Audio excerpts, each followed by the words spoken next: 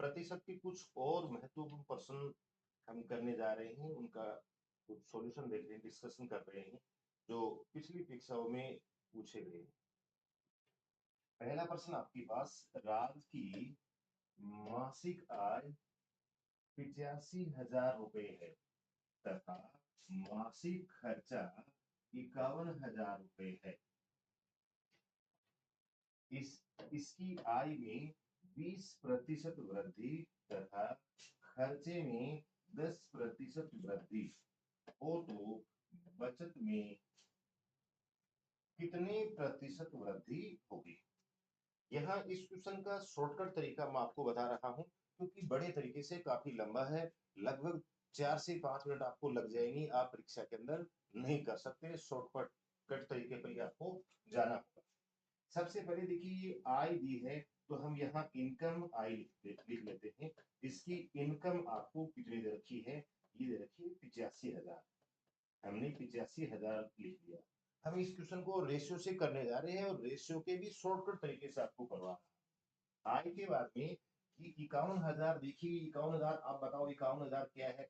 यहाँ देख रहे हैं 51,000 खर्चा है, तो यहाँ हम खर्चा लिख लेते हैं कि इसका खर्चा हमें दिया है 51,000।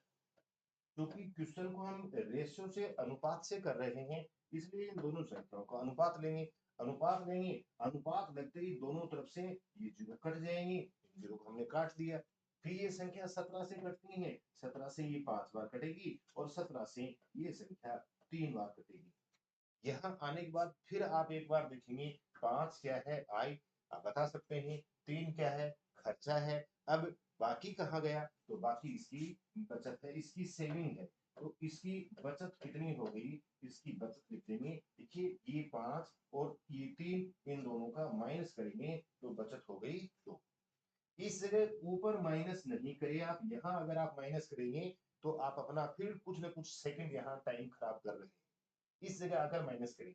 अब ये जो 5 आय दे रखी है, यहाँ आप देखेंगे पर्सन में कह रहा है आय में 20% वृद्धि, तो आप जितनी भी वृद्धि बोले उस संख्या से इसको गुणा कर देना। इससे इसको गुणा करेंगे तो आपके पास यहाँ आ जाएगा 100 आ गया।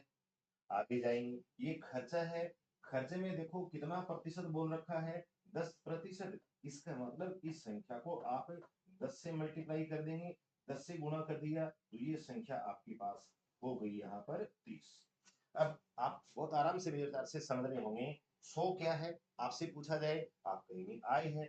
आपसे पूछा जाए कि 30 क्या है, आप कहेंगे खर्चा है। अब आपसे पूछे कि बाकी कहाँ गया, तो सीधी सी बात है बाकी बचत है, तो इनका माइनस कर देंगे तो यहाँ बचत आप कितनी लिख देंगे, बचत आपके पास हो जाएगी 70। अब ये बचत 70 है, पहले से बचत कितनी है यहाँ देखिए 2, तो इस 70 में इस 2 से इसको डिवाइड कर दीजिए और आपका आंसर रहेगा, आंसर हो जाएगा आपका 35%।